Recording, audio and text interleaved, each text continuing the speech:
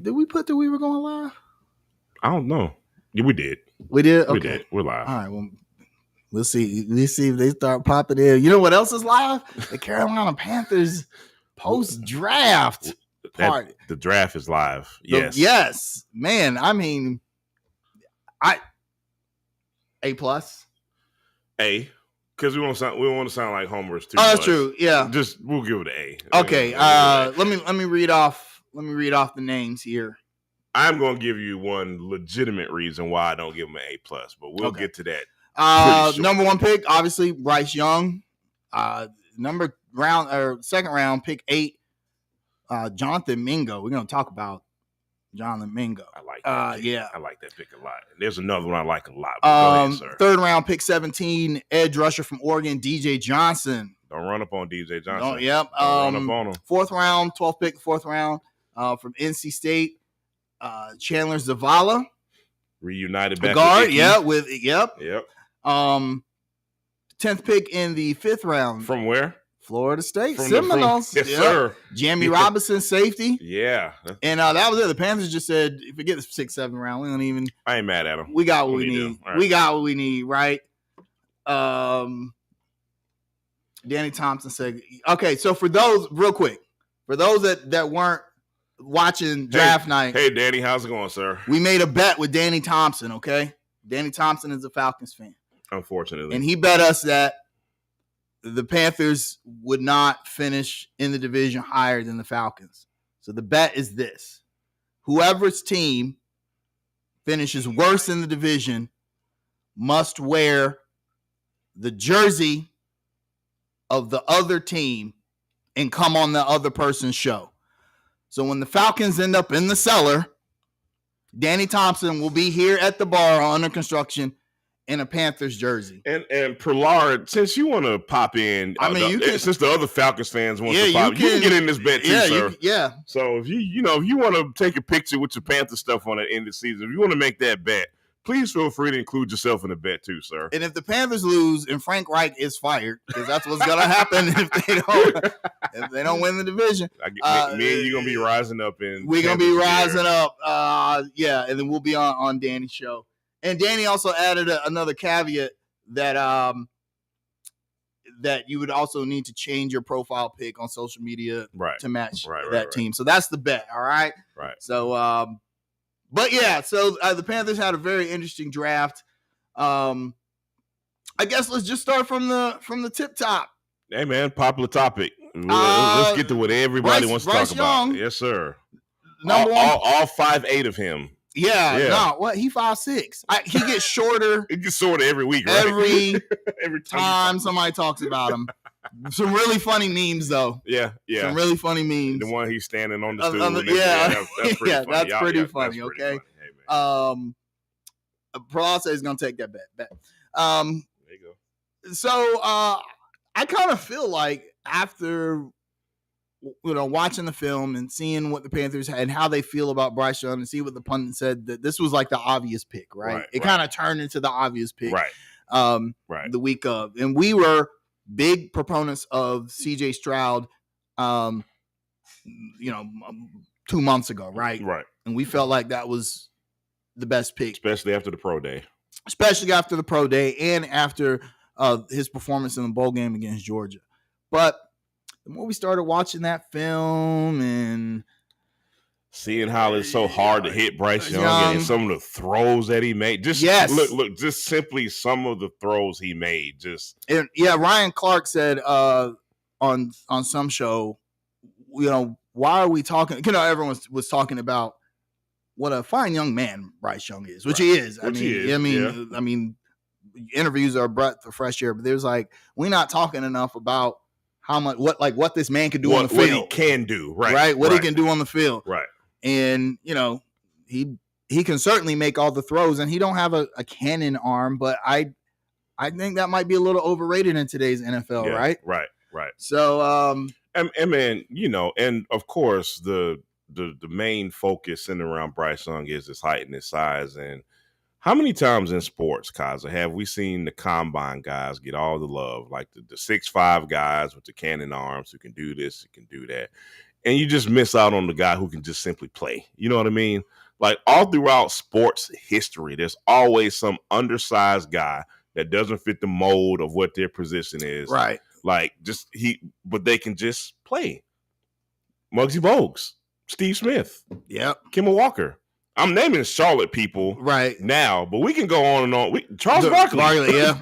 There's a ton of people who just didn't fit the prototype, but they can simply just play. Drew Brees wasn't 6'3", 6'4". He wasn't that big of a guy. Drew Brees was listed at 6'0", and I'd be shocked if he was that. Shocked if right. he was, yeah. right.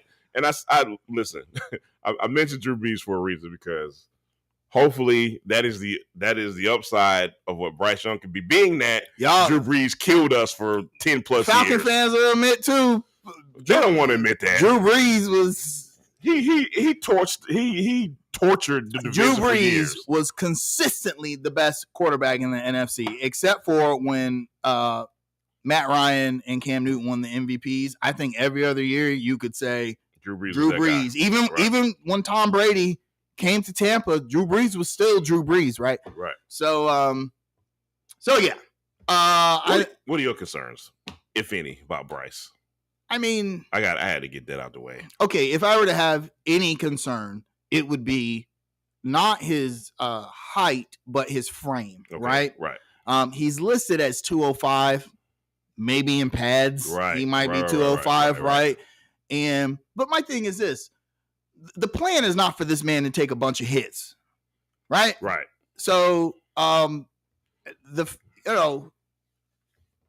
fact that he might get hurt from who really gets hurt from taking a hit? Normally, when a quarterback gets hurt, it's like a lower limb injury, right, or concussion, right? One of those two things, and that could happen to Bryce if he was 250 pounds instead of 190, which he really probably is, right? So I guess injuring would be concerned, but he's not really a running quarterback. Right. He's not. RJ3 was smallish, right? And he had an outstanding rookie season, and he had for a very brief moment, he looked like he was going to develop into an elite QB. I also think RG3 took an accumulation of hits ultimately ended his career. He did, and he was a running quarterback, but he wasn't like Cam Newton. Right. And we even look at Cam Newton. Now, although I'll maintain that Cam, his injuries did not come really from him running the ball, but he took a lot of hits running the ball, and he was big. Let's keep it a buck. His injuries came from the Panthers not investing in the offensive line enough to protect him. And the difference is this team is invested in the offensive line, right? Yep. Right. They got Okongwu last season. They pick up Zavala this season. It looks like, they're like, okay, our offensive line is not going to be worse in the league like it was previously. And let's hope, because we've said before that not for lack of trying, the Panthers have tried to invest in offensive line in previous seasons, but they didn't have the quality offensive lineman that they needed. Now, Icky looks like he's going to be a good one. I think we like what we saw from Brady Christensen in his first year last year, right? Taylor Moton is pretty much a staple at right tackle. Right. Let's see what Zavala can give us. So hopefully the Panthers are turning the corner into investing into quality linemen instead of just quantity like they did during the Cam Newton era. Exactly. Also, that's a great point that just got made, that his frame will fill out as he gets older. He's only 21 years old, 21 right? Years old, you're right. So just like NBA players have to grow into their NBA body, NFL players got to grow into their NFL body. He will fill out. I just don't. I mean, if you were to have any concern, and honestly, that seems to be the topic of conversation when it comes to Bryce Young. He's too small. Right. He's too small. Right. Well, okay, so what are you going to say if he doesn't take a bunch of hits and get injured? Right. And he ends up being stellar? Then what? My question is this, and let me know how much stock you put into this. And here's my question to you, man. If he survived the SEC, is that not a good sign? That's a great sign. I mean, seriously, like we just saw how many D linemen and linebackers got drafted in the first round, and defensive backs, from the SEC, right? And this man won the Heisman in that division. I'm just saying, he'll be fine. He will be fine. Okay? I think so. I mean, the only other real concern is, rookie concerns. He's going to be a rookie in the NFL. Right. At the hardest position to learn. Exactly. Although I think he comes into a great situation in Carolina compared to other rookies, it's still going to be tough. There's going to be some times during the season where he does some rookie shit. Which is it's funny you say that, because I did hear mention of I believe it was Fitterer on WFNZ maybe last week or so. He said one thing that really impressed him was like, how are you going to handle tough times? Because this is the NFL and it's up and down. You know what I mean? You're the captain of the ship, and I'm using this little corny pun, so please forgive me. But you're the captain of a ship. What are you going to do when it gets stormy and rocky? You know what I mean? Like, everything is not going to be smooth sailing. And I guess he was pretty impressed by his answer. You know what I mean? Scott Fritter mentioned when you talk to Bryce Young, he sounds like a 40-year-old. He sounds like more mature than when his age is. Let's ruffle some feathers. Let's go for it. We always do anyway. Let's Why make not some people stop mad. now? Yeah. So I expressed this sentiment outside the show in our chat. Oh boy, I didn't know. I didn't think this. Oh yeah, we going. Yeah, how we going here? Compare Bryce Young's interviews to LaMelo Ball's interviews. Boy. Now here's the thing. They're both young, and this is very important. They both come from affluent families. Right.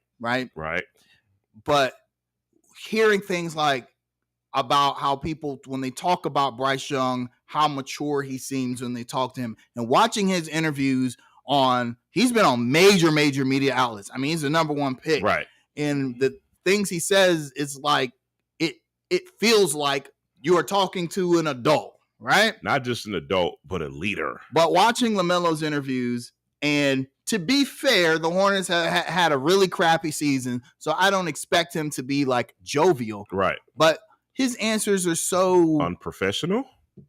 I don't know if I go that far. Maybe I went too far. As to say unprofessional, but it's what's the word I'm looking for? He seems very like nonchalant. Yeah, like kind of disinterested. Right. Like we playing basketball. We doing okay. We know you playing basketball, bro. We know that. That's why we want to elaborate, sir. Like, I'm just saying, like, it just so leads me to my next question. Is Bryce Young going to be the new superstar in Charlotte? He has a chance. He has a chance to be. Now, you know something we got to talk about, right? How hard is it going to be for Bryce Young to get out of Cam Newton's shadow? I say this because it's 2023. Cam Newton has not played for this team full time. We're not counting the comeback in like 6 years. He ain't played for us in like 6 years, right? We still talk about this man, and when I say we, I mean the fan base. The fan base still loves and sometimes even covets Cam Newton still, right? Because he had that much of an impact as far as raising the profile of this team in the city, right? Now, I say all that to say Bryce Young has a golden opportunity to somewhat replace Cam as the new guy in Charlotte, the new superstar in Charlotte. Because there's one simple answer to that question, bro. You gotta win. Because if you don't, this city will turn on you like you will not believe. I mean, we said at draft night, like, really, you got 12 wins. Listen, right? Listen, this fan base in Charlotte, when it comes to the Panthers and Hornets, we're like sharks in the water, dude. The minute there are signs that this team is not improving because we lost 5 years of our lives in the Matt Rule era, we are starving. The Panthers got to go to the playoffs next season. And that's kind of an unfair expectation for a rookie quarterback if we really keep it in 100. That's true. That's an unfair expectation for a rookie quarterback. True. But with all that being said, with the coaching staff that was added, with all the moves that were made, with all the things that are set up to make Bryce Young successful, the expectation is playoffs. I mean, we almost made the playoffs last season with PJ Walker, Baker Mayfield, and the ghost of Sam Darnold. Right. If Bryce Young is, even if he's not, let's say he's not even like a perennial elite quarterback, which he has the potential to be. I don't know if he will be. Right. But let's say he's like just a solid starter and the Panthers are a playoff team. I think that people will, I don't know if they'll embrace him quite like Cam Newton, because Cam brought more to the team in the city than just he's a big than winning. He was a big figure. I mean, anyone who ever went to a Panthers game and saw him come out the tunnel, it was nothing like it. Oh, man. Yeah, there's nothing like it. The only other thing I can think maybe is like the Ray Lewis. Yeah. When he was with Baltimore, but he's a larger than life figure, man. Yeah, and the thing is, this is something else I want to bring up, man. As far as like off the field football stuff, I mean, like marketability is the word I'm looking for. I don't know if Bryce Young has the marketability that Cam has, and that remains to be seen because we've only seen just a little bit of his personality in interviews. He's way more humble than Cam is. So on the surface. Yeah. He could be like Luke. Someone said it'd be like an offensive Luke. Luke is like the nicest guy ever. When you talk to him in interviews. But people are like, yo, Luke is scary during games, right? Like that's my point. Right. Bryce could be the same way. Hopefully. All right. Next, I really want to talk about the second round pick, Jonathan Mingo. I'm excited about that one, man. I'm excited about that. A lot of people were like, man, who is Bryce Young going to throw to? And although I feel like the Panthers did a pretty good job in free agency, and if you look at the list, even without Jonathan Mingo, it's not that bad. Right. Adam Thielen, Laviska Shenault, I think, could have a breakout season. Terrence Marshall looked good at the end of the season. If we actually decide to throw to Shenault other than screen passes, it could be something. But go ahead. But Jonathan Mingo could be the guy. I think so, man. Okay, when Steve Smith Sr. when he endorses you, when he gives you that endorsement, and the last guy he endorsed was pretty good. Pretty good. Yeah. 6'2", 220, 230-ish. I mean, watch the tape on this guy, by the way. Bully ball. Watch the tape. Nobody's going to outfight this dude for a jump ball, bro. I'm like looking at the film like, damn, like. No, he's that guy. He's one of those guys where the quarterback just be like, no, he out there somewhere. Just throw it up. Yeah, he out there somewhere. And he'll go get it. It's been a while since we had a guy, maybe like Kelvin Benjamin, his rookie season. Yeah. Before he turned into Queen Latifah. He looked like Queen Latifah when he got kicked out of the league. But anyway. Yeah, it's good. Yeah. By the way, thanks for joining us, Carolina Panthers guy. Mingo is like a bigger Steve Smith the way he plays. Right. And I think that's what Smitty sees. He got that dog in him. So we're talking about a guy who increased his production every season that he was at Mississippi. Yeah. This dude has a school record 247 yards in the game, dude. Like, again, man. Just to play an objective side on this pick. If there's one thing that I would worry about Mingo, and this is just me nitpicking, trust me on this, is that this is big boy football, right? So you're not going to just out jump and out muscle everybody in the NFL, right? Which is his strong suit. However, I think he even has enough speed to get by a lot of NFL guys. And I think that's really the most underrated thing about Mingo. You know what I mean? Here's the thing. The first thing people are going to do is compare him to DJ Moore, right? Because he's ultimately DJ Moore's replacement. My humble opinion, he's not the route runner DJ Moore is, but he has the size and he has better hands, and he has enough speed to get by a lot of DBs. So, with all that being said, I'm really excited about Mingo, man. One of the things that sticks out to me is that he never, in any of his seasons, by the way, he started like as a freshman, right, which is very telling. But he never averaged less than 14 yards per catch in any of his seasons. That's big. Shows he gets a lot of separation. Now, he didn't have like the big numbers in college, and that's probably why he went to the second round. I mean, even in his senior year, he only had 861 yards on 51 catches and 5 touchdowns. Those aren't big numbers. Right. But he went to Ole Miss. So you can also question who was throwing him the ball. Exactly. So I think he could do really good things with us. Now, he did miss half the season 2 years ago with a broken left foot. Feet problems are, as we saw with Greg Olsen, tend to linger. Yeah, right. Same with J.C. Horn. Right. You are a receiver. You kind of really depend. You kind of need your foot. And that's probably another reason why he dropped. But I think, as far as a second round pick goes, it's hard to do better than this. I don't think you can beat it. Yeah. A lot of people had him as the best talent available at that spot, too. So that's something to really feel good about.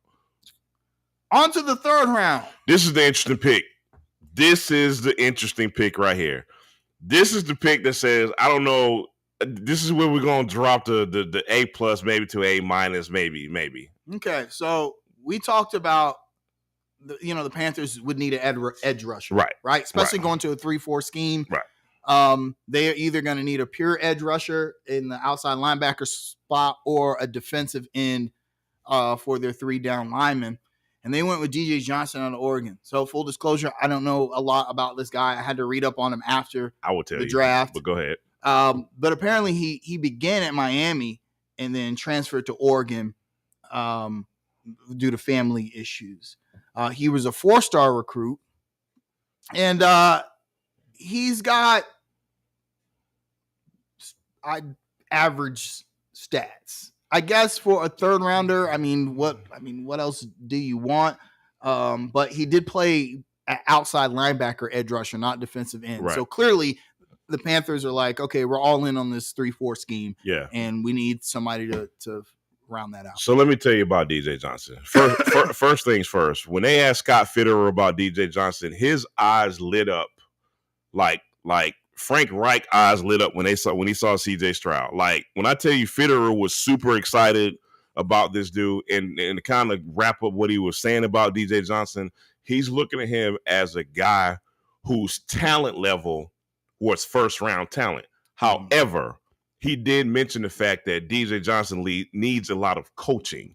And with the staff that we have and with the experience that we have on the staff, that could probably lead to the Panthers getting more out of him than people would expect.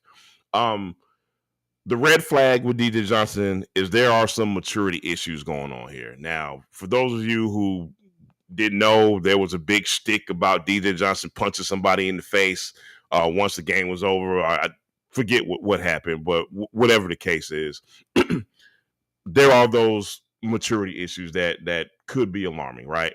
I look at it as this. Panthers need somebody with some attitude in the front seven. I'm not that mad at that. I want somebody who's a little mean on the front seven. We hadn't had that in a while.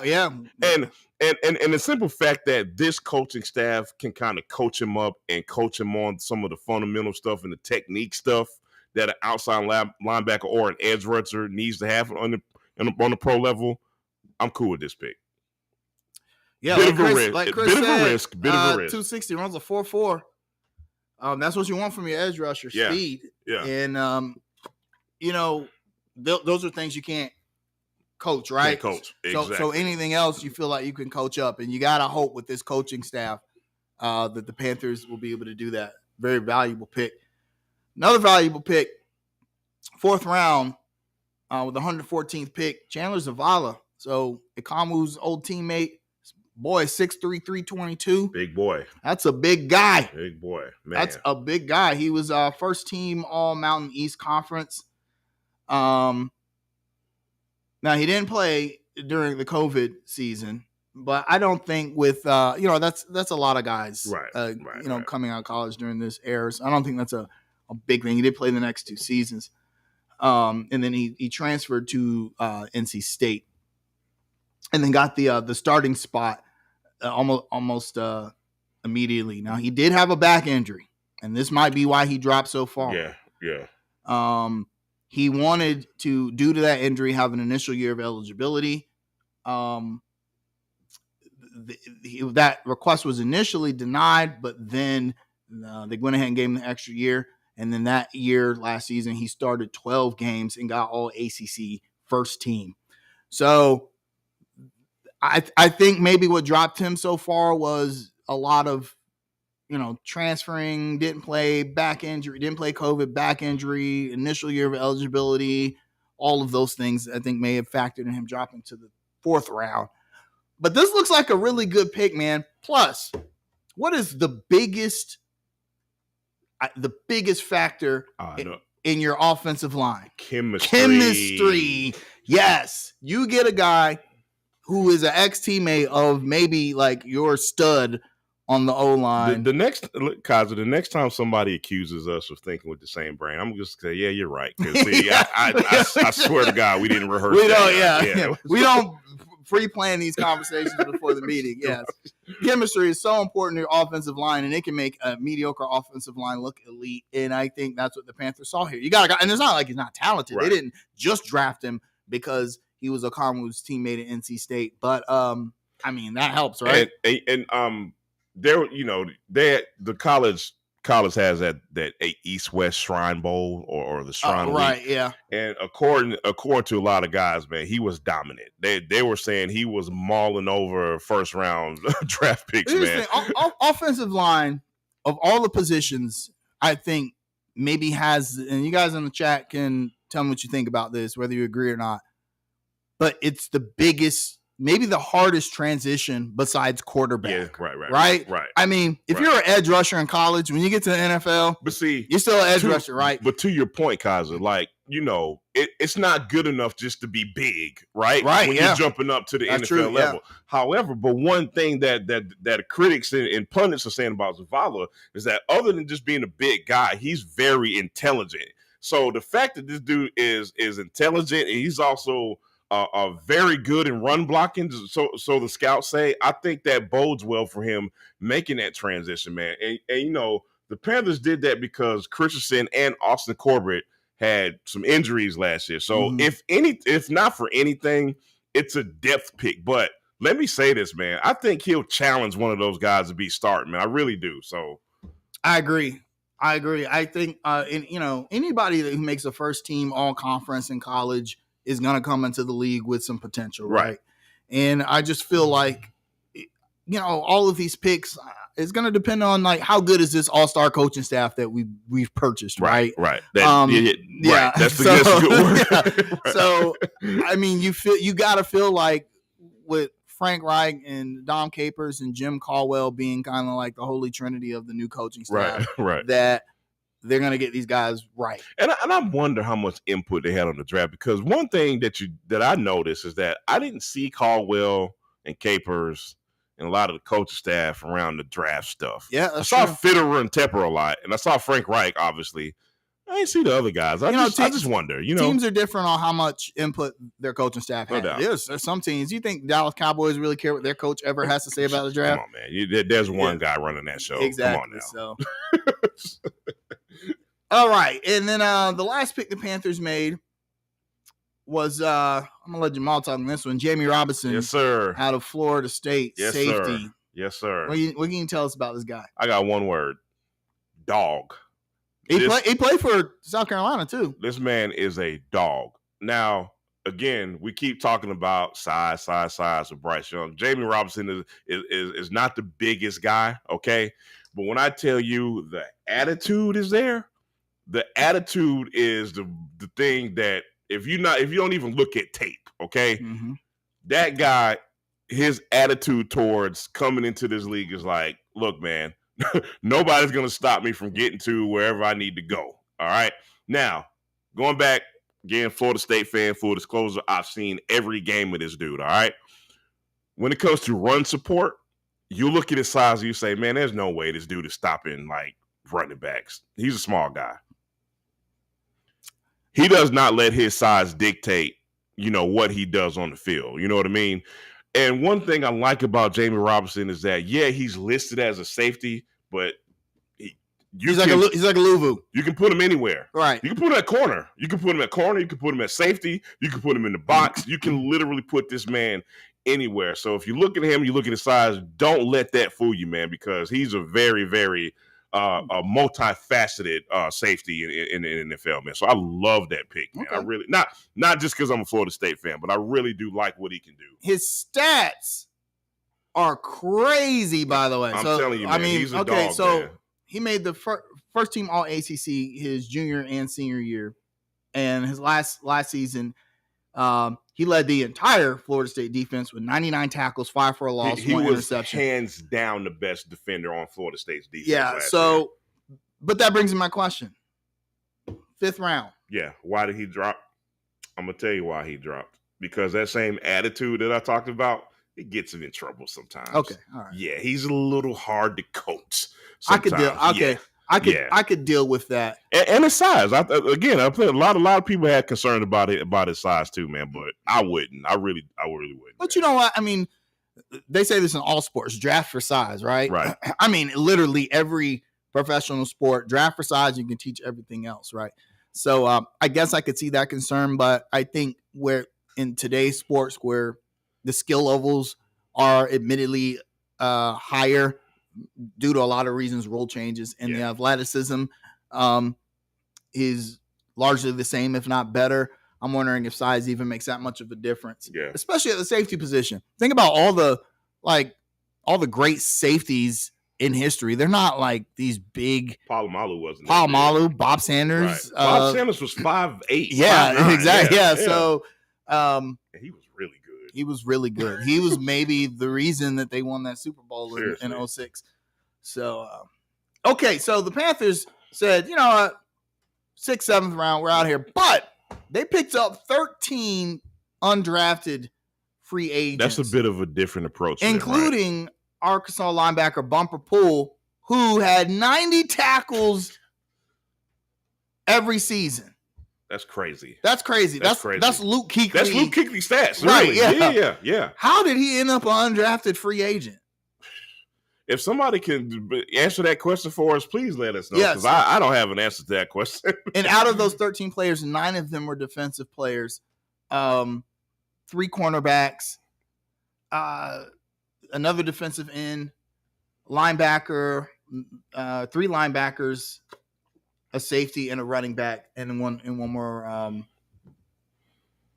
2 offensive linemen and another wide receiver. So I think it's telling that during the draft they go all offense, right? But then they're like, we can't forget about the defense, right? And they pick up some interesting undrafted free agents to bolster what I think is going to be a solid defense, man. I mean, I'm gonna give. I guess I'll give Matt Rule. Yeah, go ahead and give Matt Rule a little bit of credit for doing something, right? He built a pretty good defense in not last season, the season before. They were the number 3 defense in the league, right? And although that stat was a little skewed, you know, they couldn't stop the run, were the crap. Right. And that showed its ugly head the next season. But if you looked at them, they looked solid. Right. They had a lot of solid players. Right. And I still think if J.C. Horn had played, they might have won the division. Right. But instead they had me and you out there guarding Mike Evans. That's right. And Tom Brady was like, look at Kaz and Jamal trying to guard my receivers. Yeah. So I like what the Panthers did this draft. I'm gonna give I'll give them an A, maybe not an A plus. Let me go off topic a little bit. I'm gonna tell you one undrafted guy that people better look out for. The running back from App State, Cameron Peoples. I actually saw a little bit of that dude, man. Here's one thing people got to understand. App State had an amazing offense. App State can literally score with anybody in the country. They kind of proved that. They scored a bunch of points. They just couldn't stop anybody. That little guy, Cameron Peoples, man, he's a hard, shifty guy to stop, man. And don't be surprised. Dude, this is Jamal's hot take for the day, all right?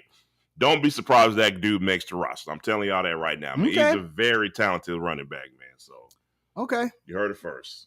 And I also like Josh Vann from South Carolina. I got a chance to see him play a little bit. Hey, the last guy we drafted from App State was didn't work out so well. That might have been on the coaches.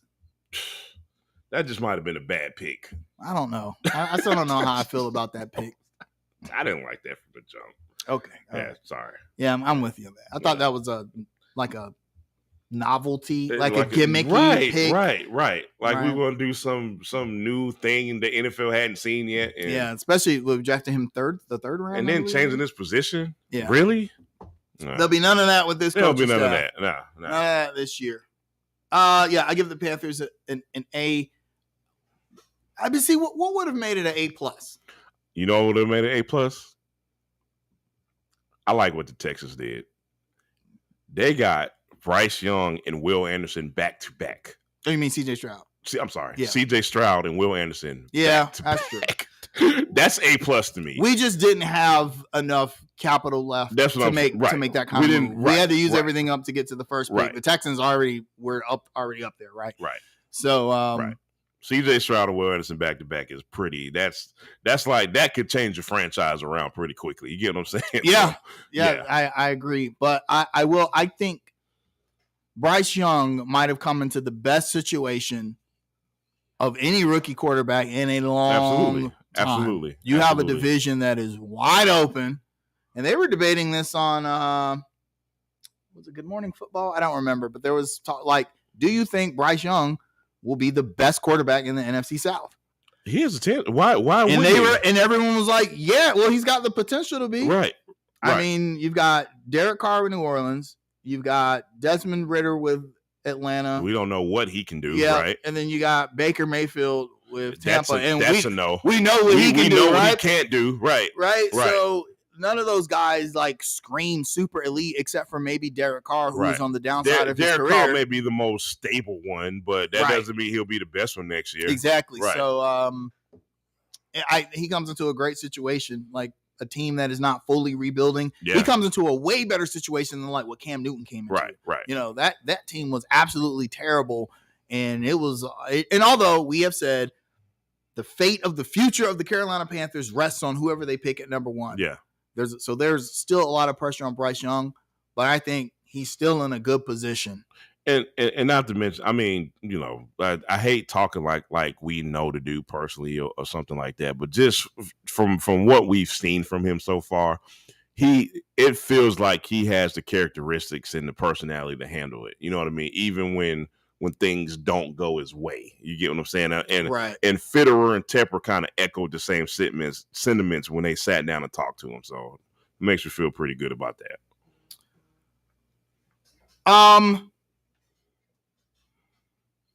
I'm going to bring up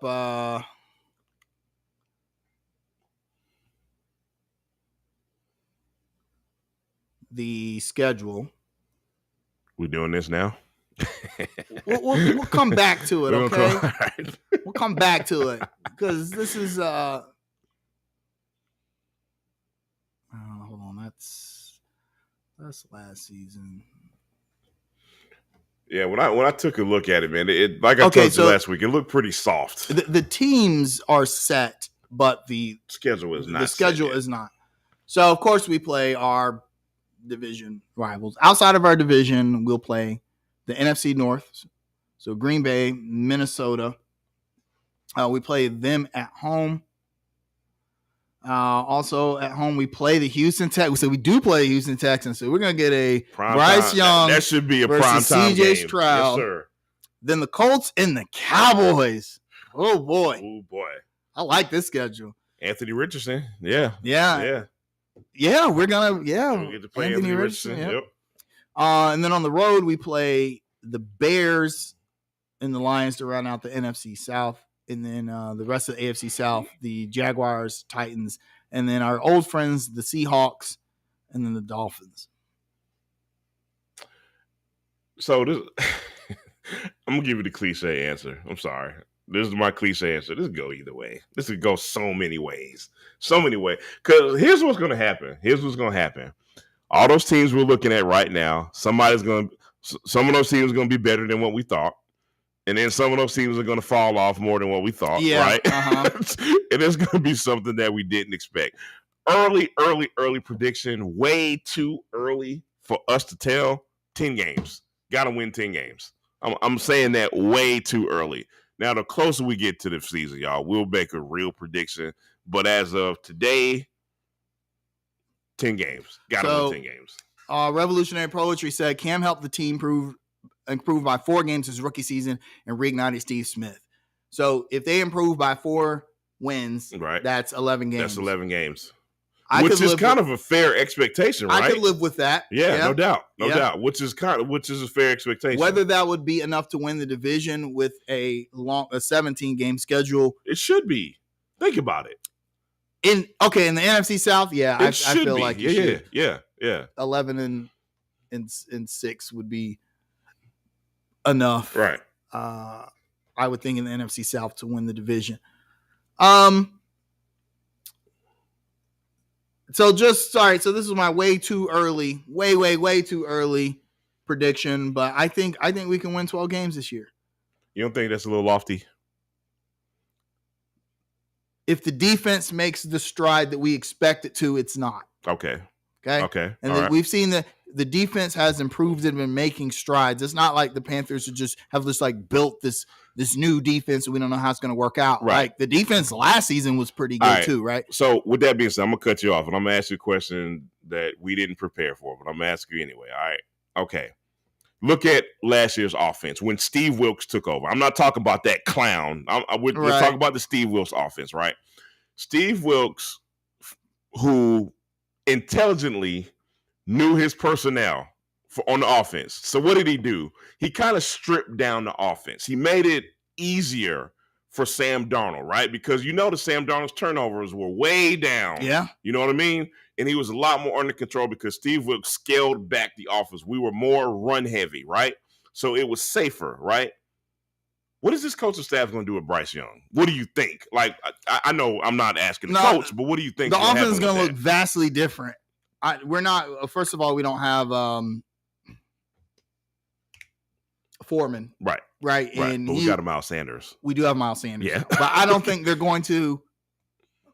You don't draft Bryce Young and then give Miles Sanders 25 touches and make a game, him a game manager, right? Yeah. Okay. So I expect, they're gonna take their shots with Mingo and Terrence Marshall and Laviska. Them guys are gonna go. I think the Panthers. You don't fire Steve Wilks, which was a very unpopular decision, very polarizing thing to do, right? And then say we want to go offense and hire offensive-minded coach, and then don't be offensive minded, and then do the same thing Wilks did. Exactly, right? Right. They're gonna air it out. Right. This is the beginning of the new era of offense for Panthers. I'm gonna tell you a big X factor next season for that offense. Terrace Marshall. How long have we been waiting for Terrace Marshall to break out? He looked so good under Wilks. He looked trash under Matt Rule. We were calling him the new training camp MVP. Yeah, right. We were just hearing all kinds of stuff about, him in the locker room. And listen, if I'm Terrace Marshall, how do I feel about the Mingo pick? You get what I'm saying? Like, if I'm Terrace Marshall, I'm like, hold on, wait, I'm still here. But see, you can't be a Robbie Anderson. You have to either feel like, okay, so they got this new young blood. I'm sorry, Chosen Anderson. Oh yeah, Chosen. Yeah. Whatever. But go ahead. Yeah. You can't be like, okay, they got this new young cat, so obviously you have to. It's big boy football. To be fair, Terrence Marshall hasn't done anything to cement himself as the guy just because DJ Moore left. Right. So if you the guy, go out there and prove it. Prove it. You got to do it, right? We know wide receivers are all divas, so right. So he has a big chance to respond this season, man. We'll see how it goes. Jermon says that. What's up, Jamar? No, long time to see, buddy. He says this is the most excited for an NFL season he's been since Cam Newton. Do you feel that way? I do.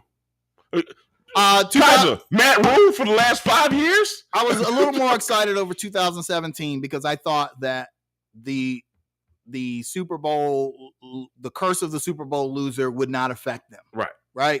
Same. And they had a decent season. You know what I mean? Yeah, but that first game against Denver. Yeah. Set the tone, and I think that broke their spirits. And plus, Dave Gettleman gutted the spirit of that team, right? It didn't look like our Panthers exactly. Anymore. Right. I agree with that. I was a little more excited then, but yes, otherwise, yeah. I tell you draft night, I might actually buy Madden this year. Right. I haven't bought Madden in 3 seasons. I actually might try to start going back to Panthers games this season. Yeah, I didn't even try the last. I might buy Madden so I could play with Bryce Young, and yeah, I'm excited about. No, Jamon, I agree. I just think with the moves the Panthers made this season, when we have more to be excited. But we have a real coach and a real coaching staff. So if not for anything else, yeah, I'm more excited than I've been in a while. Maybe, but however, let me finish this real quick. However, Jamon, let me say this too, and I feel like I echo a lot of the same sentiment as a lot of Panthers fans. I'm also kind of like putting the Panthers on the clock. I'm in this wait and see mode. I'm cautiously optimistic about a lot of things. Like y'all got a lot to prove this season too. So I'm kind of in that mode as well, man. Yeah, because I don't know if it's excitement, or not, but the expectations are higher. They're higher than they were any season except for maybe after the Super Bowl season. Right. When Cam Newton came in the league, the expectations for the Panthers weren't very high despite them drafting him, right? Right. Because the Panthers were a terrible team. So, but now that I think the expectations are different because we know that there's some potential with the Panthers and we have all these shiny new toys to play with. Got a new coaching staff, got a new quarterback, new offense. So apparently Luke Kuechly's been hanging around. Come on. You put much into that? I want to. Because I told you last week during the draft show, man. Name me one candidate better as a linebacker coach than Luke Kuechly. Name one. I could, like I said, I can just imagine Luke on the sidelines telling the Mike linebacker the other team's play. Come on, man. I almost feel like you have to hire him just for that ability. Right. Because, I've been watching football since I was a little kid, 40 years. I've never seen anybody do what he was able to do as far as that. There have been a lot of guys physically, that could do what Luke did. Ray Lewis, Brian Urlacher, you could name great middle linebackers all through history. Right. But none of those guys could look at the play on the field and say, run right. They run right. They run the right. Yep. Run up the middle. Yep. Do and it be right. Be correct. But on top of just doing that, obviously that speaks to like the preparation. You know what I mean? The film watching and yeah, like I said, just the preparation, man. He can pass along that to this linebacking core.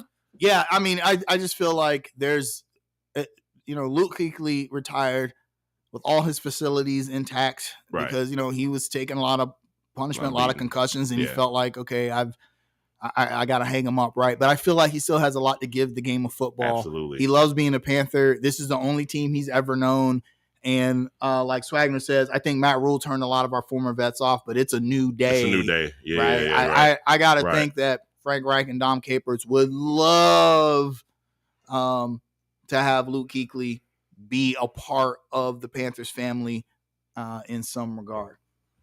Speaking of Matt Rule. Oh, God. Do we have to? Yep, because I know a lot of you guys didn't watch the draft show where we talked about this, but they got rid of the assigned parking spaces. Matt Rule had assigned parking spaces for players. It's college shit. Oh, what are you doing, bro? Oh, man. When I tell you, I cannot wait until Colorado and Nebraska play, and I will be the biggest Colorado fan. Yeah, Nebraska would obviously be favored in that matchup. Prime's got a lot of work to do. Got a lot of work to do, man. He done gutted half the team. He's like, y'all sorry. Get out of here. They only won one game last season. Yeah, told him, hey, I'm sorry. Hey, wish you well, but you ain't playing here. Yep. So, but still, I'm going to be pulling for Colorado. Yeah. Hey, man, we got about 10 minutes left, man. You want to do some NBA playoff talk real quick, man? You want to?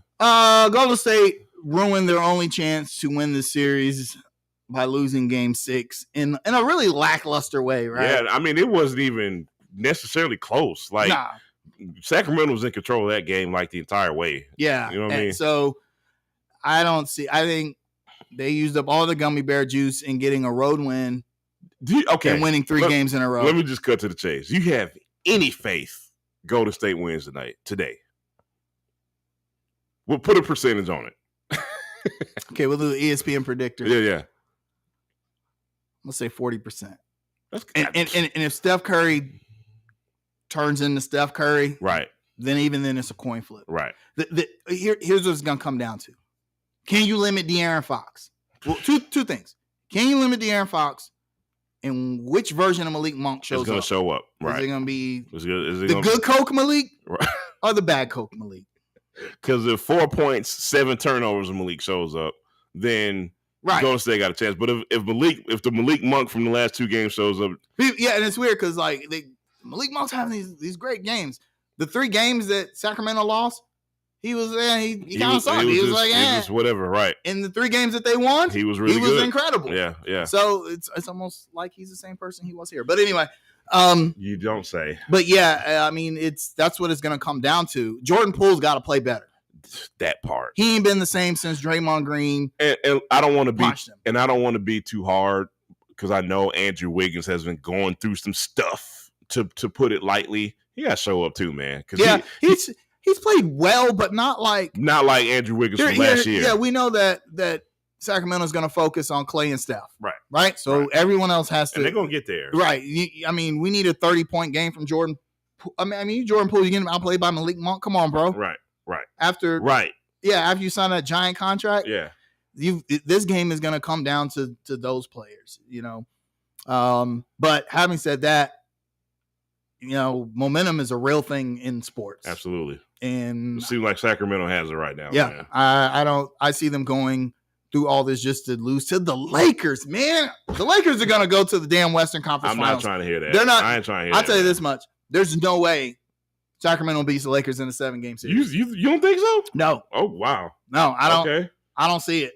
You want to expound? Okay, first of all, they dispatched the Grizzlies, which was a far superior team in 6. And I know that the Grizzlies had major injuries to Steven Adams and a minor injury to John Morant. But, dog, 40 points in a closeout game? Listen, okay, all right. So, I'm going to throw a bone at you. And I don't disagree, by the way, but I'm going to throw a bone at you.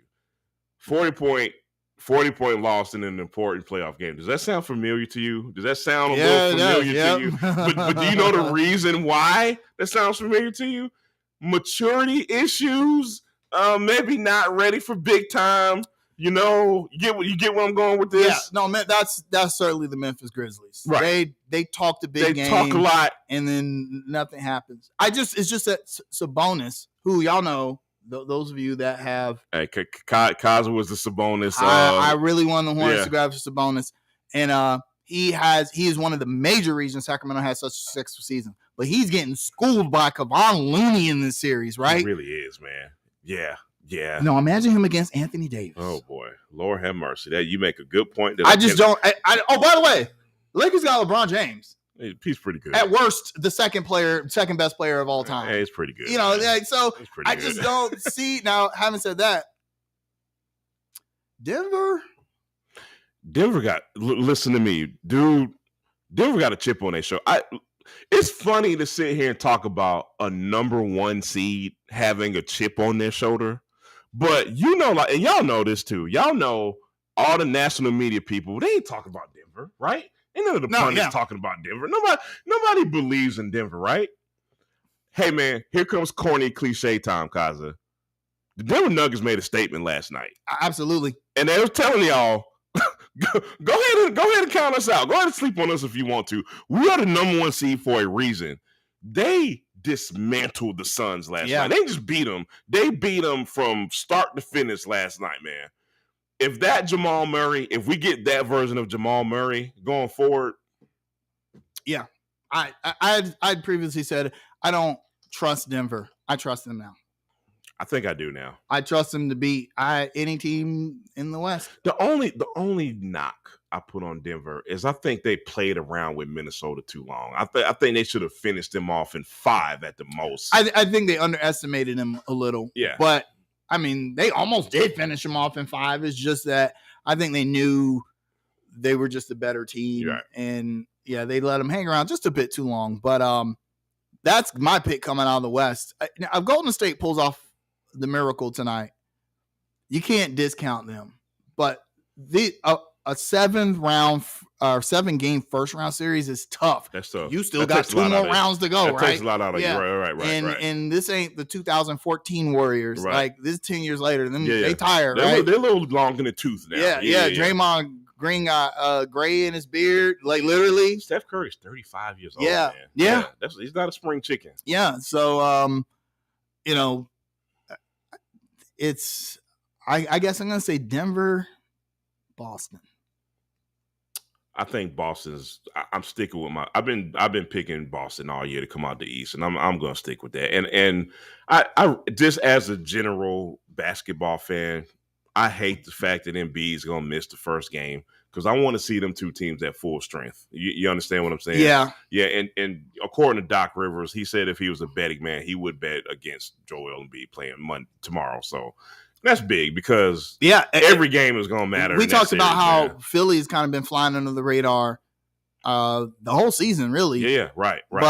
And I might have picked them, but with Joel Embiid out, they can't beat Boston. No, they can't. There's no way you can beat Boston. I mean, especially if Jaylen Brown and Jason Tatum start doing a little we both going to score 40 points thing. Right. And then Derek White and Malcolm Brogdon off the bench scoring another 24.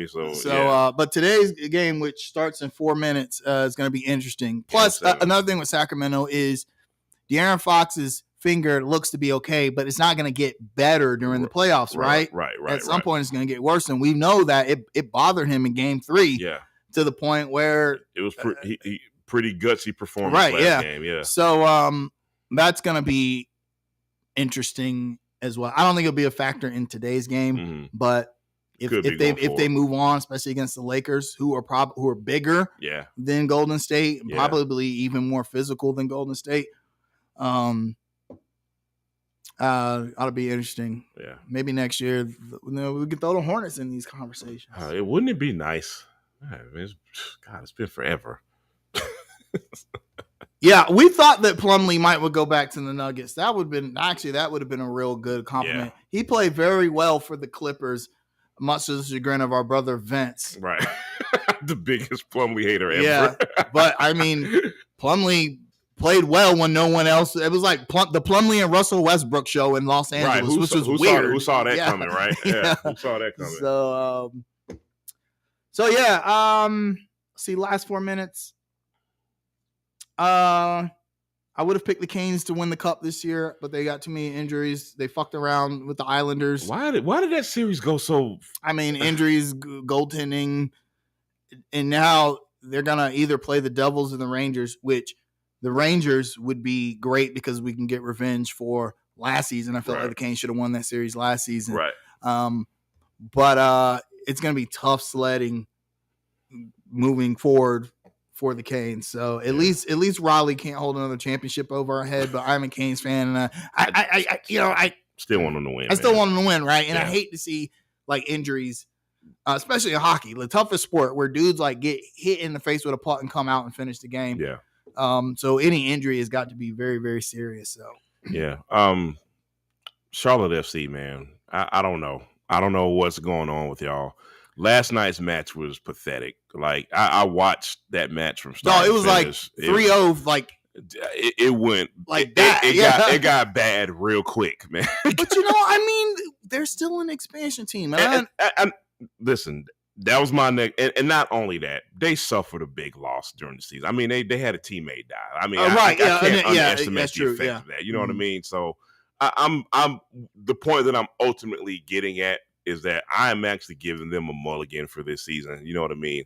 And like you said, they're still a franchise, a new expansion team. So yeah, that's true. I'll ease up a little bit. Yeah, I mean, last night's match was just. I know the MLS is different than other leagues because people will look at the success that Atlanta FC had very early. And why can't we replicate that? Well, sometimes you just can't, right? You just can't. So I'll give them. Let's see, how long did it take the Hornets to make the playoffs? 4 years, 5 years? 5, I think. 92, 93. I think 5 years. 88, 89 was the first season. 92, 93 was the first play. Yep. So I'm going to give them that long. Yeah, no doubt. That's how long. I mean, because the Panthers made it in the second season. Yeah. That was an anomaly, though, Was it, though? That team was pretty good. Yeah. I mean, they had Reggie White and Kevin Green, Lamar Latham. Yeah, Kerry Collins still on the rock. Right? He was number 3 overall, something like that. That was a good team. It's just that team was built to win now, right? Right. And then they didn't, and everyone got old and they left, and then but the Panthers were. Here's what's weird about the Panthers: their first 5 or 6 seasons, they were not consistently bad. Now, they never had back-to-back winning seasons, something that's never happened in Panthers history. But they weren't like consistently bad until George Seifert came and they won 2 games that season. But then we went to the Super Bowl 2 seasons after that. So it's like I don't know if I call that a fluke. Before we go, actually, do you think we're going to break the curse of not having back-to-back winning seasons these next 2 years? Because we're already saying, well, the Panthers got to have a winning season next season, right? I'm going to try to be objective about this. I'm going to base my answer off the fact that we built positive momentum from last season, and we obviously have a lot of positive momentum with the moves we made this offseason. Based off those two factors, I'm going to bet yes. Okay. Yeah. Based off those two factors, yes. We're obviously doing things different, and that's all we can ask for, right? You know what I mean? I'll buy that. I do think they're gonna break the curse. And what a wonderful day it will be. And because it's crazy. You know, we won 3 division championships in a row, right? But one of those was with a losing record, right? So, yeah, I think they'll break it. Even if they don't win the division, they'll break the curse. I'd rather them win the division, though. Even at worst, if we go like 9-8 or something like that. Can we find a barber for Frank Reich? Hey, JB. Hey, Borrego never gave up who his barber was when he was here. We never found out. JB might not pick up his phone now, man, but he should probably try to contact him. Yeah. Also, speaking of Borrego, you know, he was in the running for the Houston Rockets job. I don't know if they ever interviewed. It was just talks and they ended up giving it to Emi Udoka. But Becky Hammon is supposedly in talks with the Raptors for the Toronto Raptors job. But she made a statement that I saw that she was focused on the Las Vegas Aces and she was more concerned with her women than them boys, quote, end quote, right? End quote. Now, Becky Hammon has proven her coaching chops in the NBA, right? As an assistant. Coming from the Popovich tree, right? all of that. I think everyone agrees that she would make a fine head coach in the NBA, right? That would be historic. Right. But doesn't that statement seem like she don't give a damn? Like she's perfectly happy winning in the WNBA? It sounds like it. However, what's going to happen when they pick up the phone and tell her, you got this job if you want it. Here goes this contract.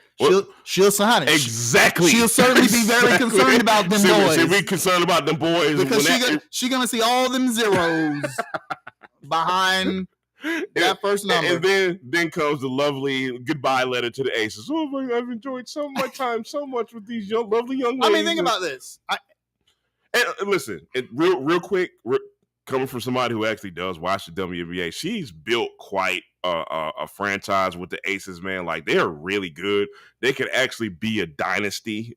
Right, like, you know what I mean? Yeah. So I say that to say, man, she has nothing to prove. Here's the thing, and this is one thing. There's going to be a lot of debate about women's sports in the upcoming years because the popularity has risen. Mm-hmm. And I mean like team sports, not individual sports. Right. But let's keep it a buck. The pinnacle of any professional team sport is the men's league. It is, right. Right? It still is. You could take the worst NBA team, right, and they will roll the Las Vegas Aces by 50 points, right? Right. Everyone aspires to challenge themselves at that pinnacle. At the highest level. That's why Deion Sanders left an HBCU to go to a power conference. To go to D1. He had to see. I know everyone was mad at him for that, but he had to see. Yep. So if Becky Hammon, who cut her teeth in the NBA, she learned how to coach in the NBA. If she's got a chance to coach at the highest level, at the pinnacle, if she doesn't, she's lying to herself. You think Pat Summitt wouldn't have left to coach Duke or UNC if she had the opportunity? Exactly. Of course she would have. Exactly. So for Beck, I understand why Becky Hammon made that statement. She wants her team because there's a bigger picture when it comes to that. She's representing women's sports, and that's important when it comes to the women. Which you got to understand why it's like that. But when push comes to shove, I will say it will be very telling if the Raptors do say the job is hers and she turns it down, because I can guarantee she's not getting paid in the WNBA. Right. She probably not even getting paid what she was getting paid as an assistant for the San Antonio Spurs, right? So, to turn down that much money to stay in the WNBA and coach would be very, very telling. My last thought on that, man. I hope she accepts that job and hope she ends up being the coach of the Raptors, because I think the Raptors are the perfect franchise to hire the first woman as an NBA coach. She'll already kind of be set up for success there, right? They're not the Houston Rockets, right? Exactly. They're not the Pistons, right? They're a pretty decent team still, right? And what would it take for the WNBA to return to Charlotte? We talked about this. We did. Funny you said we talked about this. And because I liked going to Sting games. I'd put it a little above going to a Charlotte Knights game. It was good summertime entertainment. It was, yeah. So, but what we said was, MJ's probably like, look, I had enough of this damn men's team. So if y'all gonna get a women's team, don't call me. Like, yeah, like no, it'll take. I mean, you wouldn't need that much. Maybe actually, a WNBA team would be better for MJ. I would. He would have better immediate success. The capital investment is much lower. He's a billionaire. He could afford to bring the WNBA back into Charlotte. And okay, imagine we get a WNBA expansion team and we draft Caitlin Clark. Right.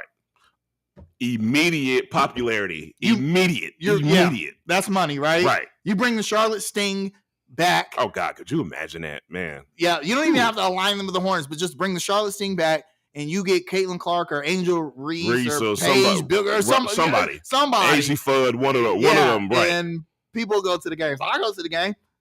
So something to think about. MJ, listen to us. However, just listen to us. That's our best advice, side, right?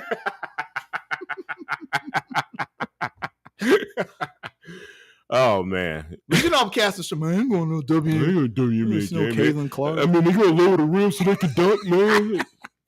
Man, stop being. If you don't like the WNBA, fine, but don't be so pig-headed, man. That's all. Could you imagine? Yeah, Victor playing for the Sting, averaging 270. No, but see, okay. Bryce Young playing for the Panthers. Let's just say we luck up and get Victor. Don't start today, y'all. I think you would have to bring a WNBA team to Charlotte. Y'all trying to get me excited about stuff. The Brewers would be like, "Look, we moving to Charlotte tonight."